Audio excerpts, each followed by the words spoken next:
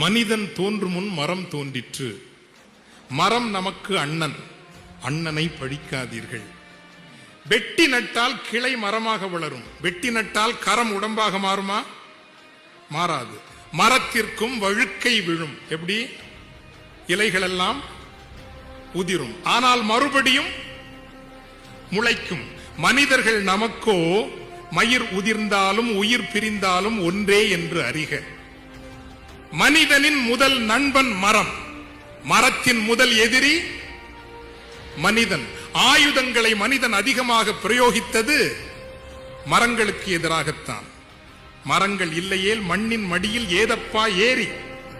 பறவைகளுக்கும் விலங்குகளுக்கும் மரங்கள் தருகின்ற உத்தரவாதம் மனிதர்கள் நாம் தர முடியுமா?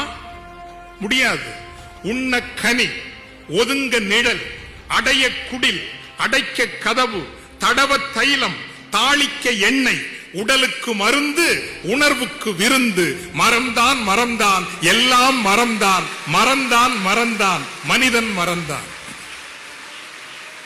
பிறந்தோம் தொட்டில் மரத்தின் உபயம், நடந்தோம் நடை வண்டி மரத்தின் உபயம், துயின்றோம் கட்டில் மரத்தின் உபயம், மணந்தோம் மாலை சந்தனம் மரத்தின் உபயம், எழுதினோம் பென்சில் பேப்பர் மரத்தின் உபயம், செத்து போனோம் சவப்பெட்டியும் சுடலை விறகும் கூட மரத்தின் உபயம். மரம்தான் மரம்தான், எல்லாம் மரம்தான், மரம்தான் மரம்தான், மனிதன் மரம்தான். மனிதா நீ புனிதனாக வேண்டுமா? மரத்திடம் போ, ஒவ்வொரு மரமும் உனக்கு ஒரு போதி மரம் அப்படின்னு எழுதியிருப்பார்.